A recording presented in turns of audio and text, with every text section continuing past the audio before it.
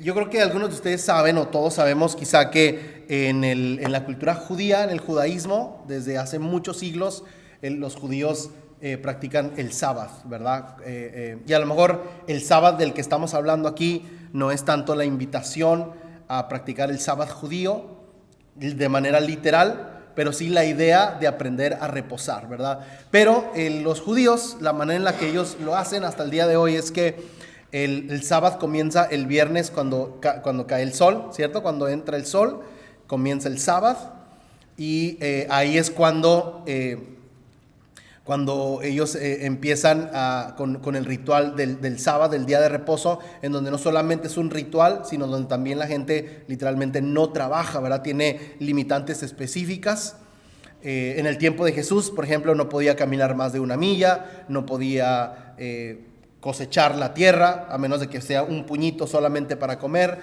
Había limitantes, ¿verdad? Y en el tiempo de Jesús había fariseos que estaban señalando todo el tiempo a ver quién quebrantaba la ley, ¿verdad? Recuerda, y vamos a hablar de Jesús más el próximo domingo. Vamos a hablar más de cómo es el reposo en Cristo y cómo Jesús vivía el día de reposo. Eso lo vamos a hablar más la próxima semana, pero que es la última semana, pero hoy vamos a hablar más de Éxodo 20, donde están los 10 mandamientos. Ahorita lo voy a poner aquí en la pantalla para que lo podamos leer juntos, ¿verdad? Entonces, lo que hacen los judíos es que prenden algunas velas que, bueno, está comprobado, hay muchos estudios que hablan de lo mágico que son las velas, ¿verdad? No sé, hay gente que le gusta prender velas en su casa, hay gente que no le gusta prender velas en su casa, pero sí hay muchos estudios que hablan de cómo las velas tienen un elemento espiritual y especial, ¿verdad? Que le dan paz. Por eso, no sé si usted alguna vez ha ido a un spa, ¿verdad? Y lo que hacen muchas veces, pues le prenden una velita ahí, ¿verdad? Como para tener un ambiente de paz.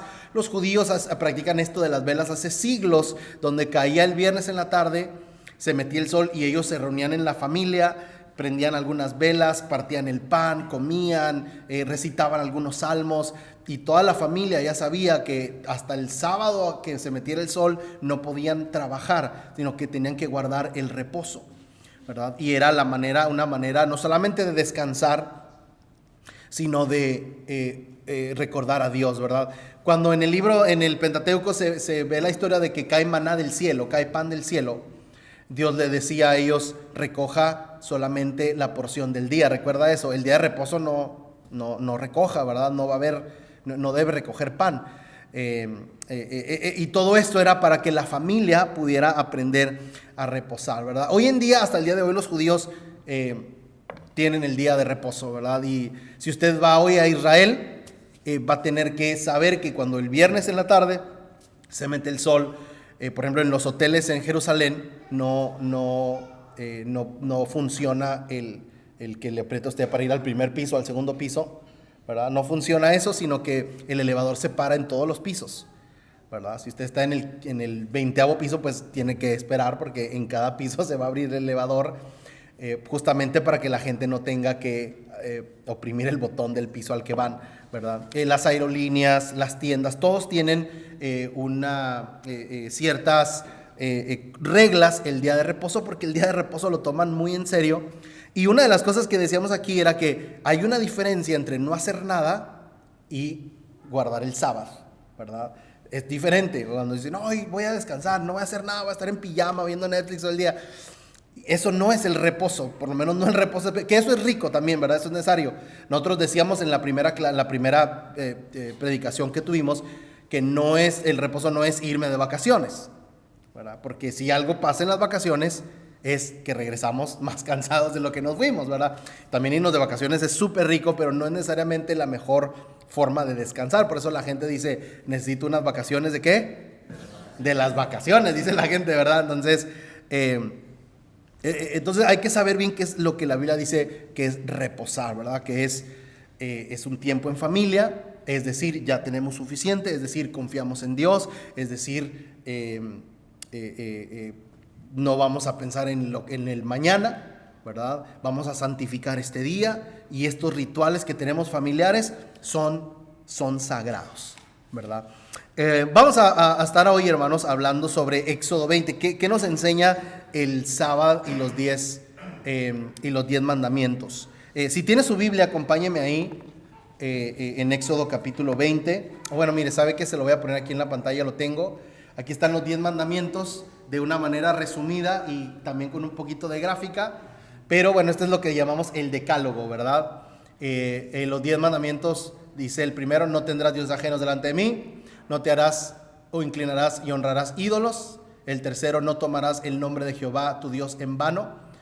Santifica el sábado como el día de reposo. El cuarto: el quinto: honra a tu padre y a tu madre. Y mire, una cosa que yo quiero que usted vea acá es que los primeros 3 mandamientos hablan de Dios, de nuestra relación con Dios. Y los últimos 6 mandamientos hablan de la ética, ¿verdad? De cómo nos relacionamos entre la comunidad, entre el prójimo, entre los prójimos. Y en medio de ambos está el mandamiento del día de reposo, que es el cuarto: santificarás el sábado como tu día de reposo, ¿verdad? Entonces, ¿qué nos enseña? Entonces, hay 3 mandamientos que hablan de Dios, hay 6 mandamientos, los últimos, que hablan de cómo convivir.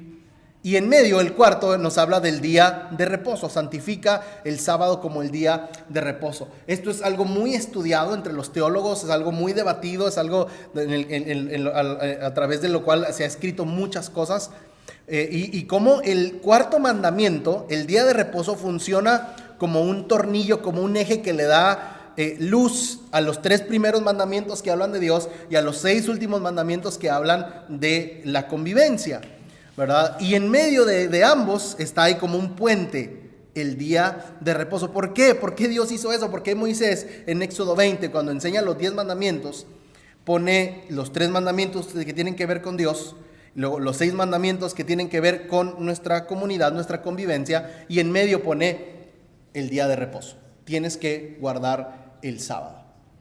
Tienes que guardar el sábado, ¿verdad? Y la razón, hermanos, es porque el día de reposo le da luz, como decíamos hace un momento, a los 3 primeros mandamientos. Va a ser muy difícil honrar a Dios de una manera bíblica y correcta y saludable si no guardamos reposo. Va a ser muy difícil convivir con los demás si no guardamos el reposo. Este relato de Éxodo, antes de que Moisés, hermanos, hablara de los 10 mandamientos, en el versículo anterior, en el versículo 1, lo primero que dice es: yo soy. El versículo 2 dice: entonces Dios habló todas estas palabras diciendo: yo soy el Señor tu Dios de la casa de Egipto, que te sacó de la tierra de Egipto, de la casa de servidumbre. Fíjese bien, yo quiero llamar su atención a esto. Antes de darle los 10 mandamientos, Dios le dice al pueblo: lo primero que tienes que acordarte antes de que empiece el mandamiento número 1, que es: no tendrás dioses ajenos delante de mí, es: no se te olvide que yo te saqué ¿de dónde? De Egipto.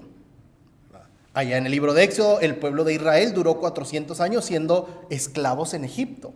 Y lo primero que Dios le quiere recordar al pueblo es: yo te saqué de Egipto. Y como decían por ahí, ¿y eso qué tiene que ver con la Navidad? Es decir, que tiene que ver el recordatorio de que Dios lo sacó de Egipto con los 10 mandamientos que vienen. Y sabe, y yo esta semana, hermanos, me estaba pensando en esto. Estaba pensando mucho, Éxodo 20 lo leí una y otra vez, tratando de sacar las enseñanzas de este mandamiento número 4 aquí en el decálogo, en los 10 mandamientos. Y yo decía, ¿qué tiene que ver? ¿Por qué Dios, en lugar de llegar a decir, ok, mandamiento número 1, lo primero que Dios dice es: recuerda que yo te saqué de Egipto, ¿verdad? Y me puse a pensar, me puse a leer algunas cosas. Y hermanos, cuando pensamos en qué es lo que el pueblo hacía en Egipto, ¿qué hacía el pueblo en Egipto? ¿Por qué Dios le recuerda al pueblo: yo te saqué de Egipto, antes de darle los 10 mandamientos? Y bueno, aquí le quise traer unas pistas. Solamente es uno de los capítulos de los muchos que hay. Y miren qué es lo que el pueblo hacía en Egipto. Dice Éxodo 5: pero el rey de Egipto les dijo: Moisés y Aarón, ¿por qué hacen que el pueblo abandone qué? Su trabajo. Vayan a cumplir con sus tareas. Versículo 5. Y también dijo el faraón, cuando Moisés viene y les dice: oye, déjalos libres. Miren los argumentos del faraón para no dejarlos libres. Dice, verso 5: como pueden ver, es mucha la gente que hay en el país y ustedes les impiden ¿qué? trabajar. Verso 7. De aquí en adelante no le darán al pueblo paja para hacer ladrillo como lo han hecho hasta ahora, porque la paja suavizaba el trabajo de hacer ladrillos. Que vayan ellos mismos a recoger la paja, pero los obligarán a hacer la misma cantidad de ladrillos que antes hacían. No les reduzcan ni un solo ladrillo. Lo que pasa es que, fíjese al final, están ociosos y por eso levantan la voz y dicen: vayamos a ofrecer sacrificio a nuestro Dios. ¿Por qué al pueblo hebreo se le mete la idea de ir a adorar a Dios? Según el faraón. El faraón dice: por ociosos. Como dicen por ahí, porque no tienen oficio. Porque están sin oficio. Si se ponen a trabajar y hacer los ladrillos que deberían estar haciendo, no se les metería en la mente la idea de ir a adorar a Dios. Y luego sigue diciendo en el mismo capítulo 5, fíjese todas las referencias que hay del trabajo pesado en Éxodo 5. Háganlos trabajar más todavía, versículo 9. Que se mantengan ocupados y no hagan caso de mentiras. Los cuadrilleros los apremiaban y les decían: cumplan con su tarea, hagan los mismos ladrillos que hacían cuando se les daba la paja. Verso 7, pero el faraón respondió: ustedes están ociosos, tan ociosos que por eso dicen: vayamos a ofrecer sacrificio a nuestro Señor. Váyanse ya a trabajar, versículo 18. La paja no les será dada, pero la cantidad de ladrillos que deben entregar será la misma. Los capataces de los hijos de Israel se vieron en aprietos cuando se les dijo: no se disminuirá ni un solo ladrillo de la cantidad que deben entregar cada día. En fin, podríamos seguir aquí con el capítulo 5 y con el capítulo 6, en donde el afán del faraón es que el pueblo de Israel se quedara en Egipto y que no se fueran, porque vienen, en el capítulo 4 vienen Moisés y Aarón y les dicen: déjenlos ir. Y el faraón tiene un argumento para no dejarlos ir. ¿Cuál es? Necesito que se queden a trabajar. Necesito que produzcan ladrillos. Necesito que dejen de estar de ociosos pensando en ideas de vamos a adorar al Señor, y que se pongan a producir. Dejen la ociosidad, pónganse a trabajar. Y por eso, hermanos, vamos a Éxodo 20, pasan unos años, el pueblo de Israel es liberado por Moisés, y cuando Dios les va a dar los 10 mandamientos, lo primero que Dios les dice es: recuerden que yo los saqué, ¿de dónde? De Egipto. Yo los saqué de Egipto. ¿Qué hacían en Egipto? Trabajar como locos, trabajar como animales, sin descanso, sin tiempo de adorar al Señor. Ahora, estas predicaciones y estas clases y estas enseñanzas del sábado, hermanos, no son para todo el mundo quizá, ¿verdad? Hay personas que no necesitan la lección del reposo, sino la lección del trabajo, ¿verdad? Hay alguien que a lo mejor no le gusta trabajar y va a venir y decir: amén, yo por eso descanso todos los días, ¿verdad? No, a lo mejor no es para ellos estas enseñanzas. Pero la cultura latina, hermanos, o los latinos en Estados Unidos, se caracterizan por una cosa. Por lo duro que trabajan.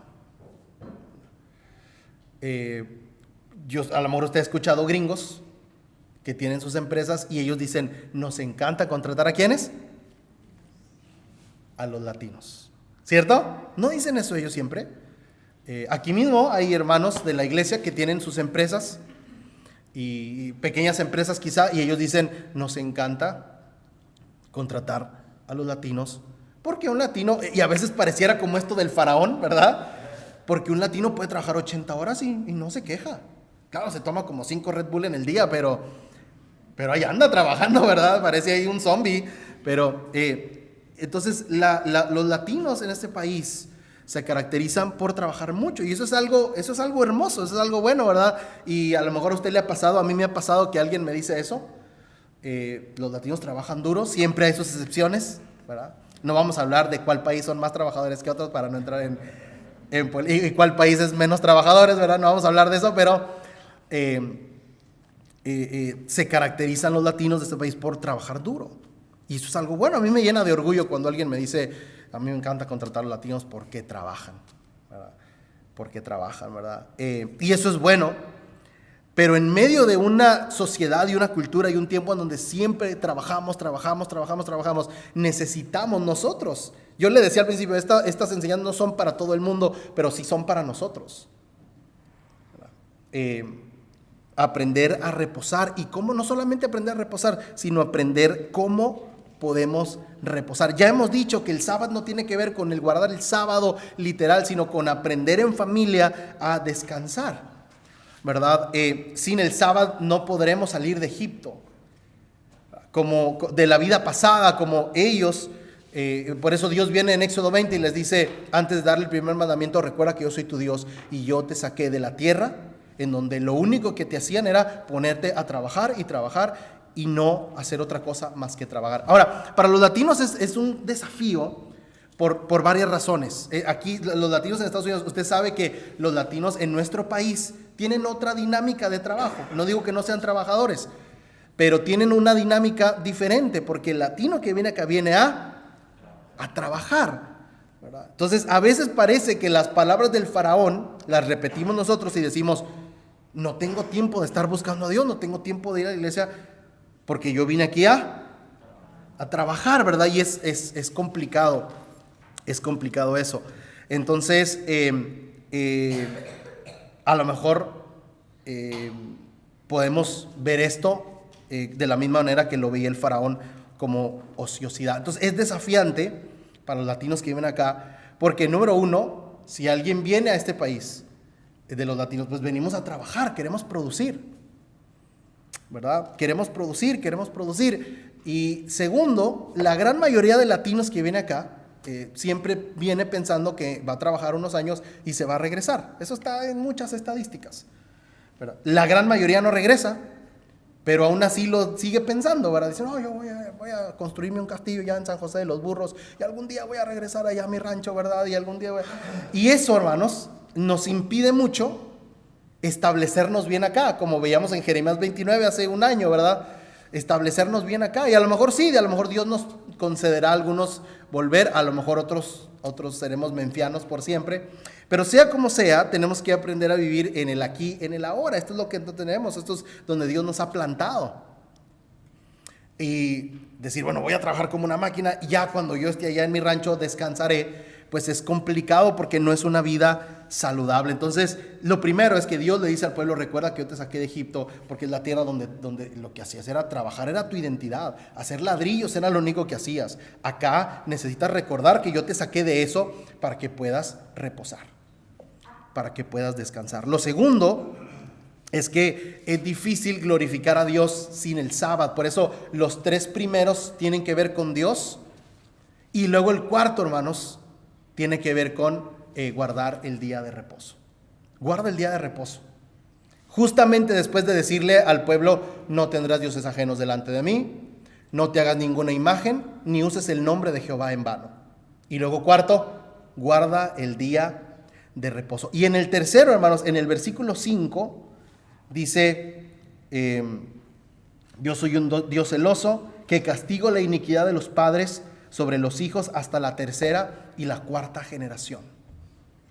Cuando Dios le dice al pueblo, no seas idólatra, no tengas otros dioses, no te hagas imágenes para adorarme, ni uses el nombre de Jehová en vano, es decir, cuidado con la idolatría.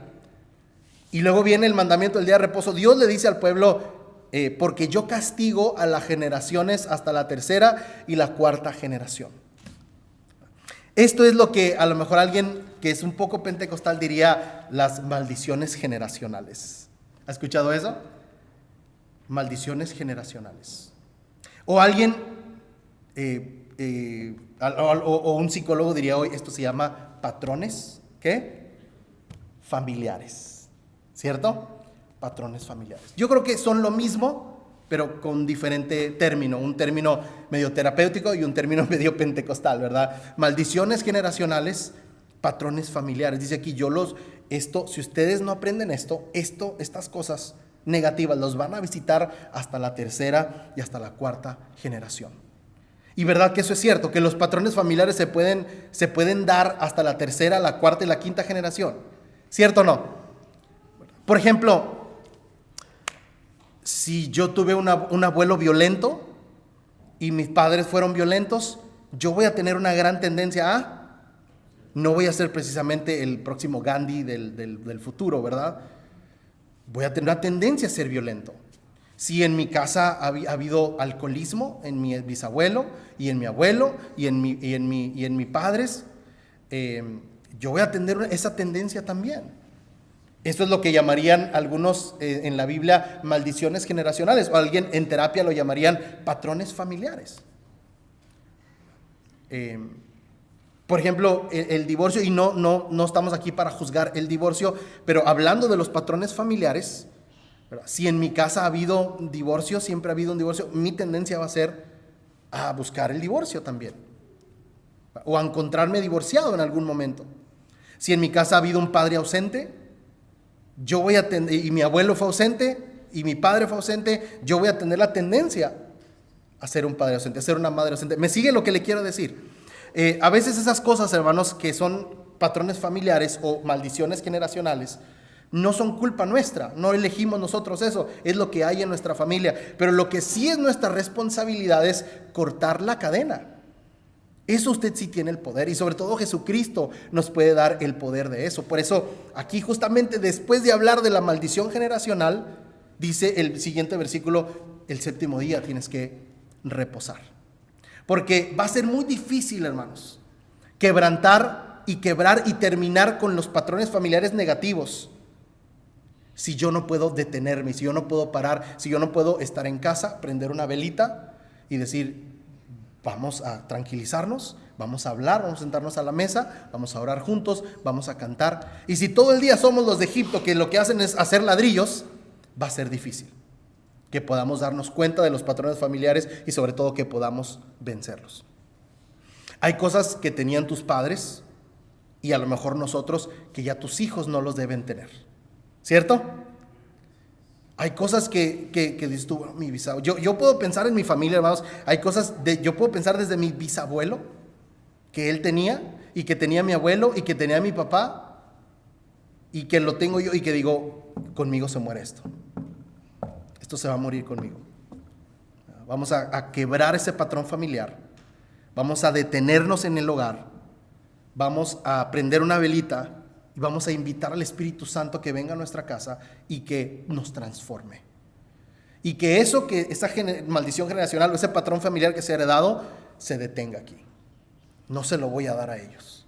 Cierto que hay cosas así en todas las familias y dices tú: no elegí tener esto, pero yo decido no heredarlo más a estos niños, a mis hijos. Con ellos se termina la maldición generacional. Literalmente ha sido 4 generaciones. Hoy se acaba eso. Va a ser difícil que eso pase sin el día de reposo. Y los últimos 6, dice: honra a tu padre y a tu madre, no matarás, no cometerás adulterio, no hurtarás, no darás falso testimonio y no codicies lo que otros tienen. Esto no tiene que ver tanto con Dios como los 3 primeros, sino con la convivencia entre nosotros, ¿verdad? Y lo que está diciendo aquí Dios en Éxodo 20 es: estas 6 cosas tienen que ver con nunca estar satisfechos. Porque una persona no honra a su padre y a su madre, porque una persona mata, porque una persona comete adulterio, porque una persona hurta, porque una persona da falso testimonio, porque una persona codicia, es porque no estamos satisfechos. Y no estamos satisfechos, no va a ser posible estar satisfechos cuando no podemos parar y practicar el sábado, practicar el día de reposo y detenernos. Decir: oye, yo no soy una máquina de hacer ladrillos, ¿verdad? Estoy usando la figura de Éxodo. Hoy vamos a prender una velita en nuestro hogar. Perdón que insista con las velitas, ¿verdad? Porque son espirituales. Vamos a prender una velita aquí en la casa. No solamente las tenga ahí para cuando se va la luz, ¿verdad? Y vamos a sentarnos, vamos a hablar y vamos a hacernos preguntas. ¿Cómo fue tu día hoy? Yo sé que hay muchos de ustedes que hacen eso muy bien, y para algunos otros que nuestro lenguaje del amor no es ese, es más desafiante. Pero lo tenemos que hacer, tenemos que parar, tenemos que detenernos y tenemos que decir: ok, vamos a cantar juntos, vamos a hablar juntos, vamos a jugar juntos. Y vamos a hacer espiritual este momento. Espiritual no quiere decir aburrido, puede ser divertido, pero espiritual. Va a ser difícil convivir con nosotros si no tenemos ese espacio para detenernos. Eso es el sábado, hermanos, en Éxodo 20. Yo quiero darte algunas sugerencias de cómo practicar el sábado. Cosas que he visto aquí en la iglesia y en otros lados también. Pero, por ejemplo, decirle al patrón o en el trabajo: hoy es miércoles, hoy trabajo hasta las 5, ¿verdad? Porque quiero ir a la clase. O hoy es viernes y hoy salgo temprano porque quiero llegar a mi casa y llevármelos a cenar. Esos límites son parte del sábado. Que las decisiones que tomamos giren alrededor de Dios también. Limitar los dispositivos en el hogar. Limitar, y sobre todo los de nuestros hijos. No puedes tener tu teléfono siempre. Y limitarnos nosotros los adultos también, ¿verdad? Tener el teléfono encarnado en la mano no es saludable, ¿verdad? Decir, voy a dejar el teléfono ahí, voy a hablar, voy a dejarlo en el carro y voy a bajarme, voy a hablar, no lo voy a revisar en tanto tiempo. El ayuno tecnológico, eso es parte del sábado, voy a descansar de eso. De hecho, las redes sociales y los teléfonos inteligentes, según los mismos que fabrican los teléfonos, son para personas de mayores de 13 años. Niños menores de eso no deberían ni siquiera estar cerca de eso, ¿verdad? No tienen una edad para tener un teléfono o un dispositivo propio. Es parte del sábado y decir, vamos a descansar de esto, ¿verdad? Si sus hijos son como los míos, no les va a encantar que uno les diga: oye, hoy no vamos a jugar iPad hasta el sábado. No creo que mis hijos dicen: ay, sí, gloria a Dios, vamos a ponernos a orar y ayunar aquí en la casa, ¿verdad? No. Ellos dicen: ¿pero por qué? ¿pero por qué? Yo quiero jugar. Claro, los dispositivos, si a nosotros nos gustan, imagínense a los niños, pero es parte del sábado de tomarnos una pausa, ¿verdad? E insisto, parte del sábado es: hoy no vamos a trabajar, vamos a estar aquí en casa, vamos a prender una vela, vamos a cantar, y vamos a estar juntos como familia, descansando, hablando, orando, ¿verdad? Y pasando un tiempo mágico, un tiempo creativo como familia, ¿verdad? El sábado en este país y el sábado como latinos en este país es un desafío, hermanos. Es un desafío, ¿verdad? Porque nos gusta trabajar y eso es bueno. Qué bueno que nos gusta, que somos una sociedad trabajadora. Pero también necesitamos aprender a parar. Necesitamos aprender a detenernos. Necesitamos aprender a decir que no. Necesitamos aprender a decir: no, vamos a descansar aquí en casa, ¿verdad? Y así podemos huir de Egipto, glorificar a Dios y convivir con nuestros hermanos. Dios les bendiga, hermanos. Vamos a estar de pie.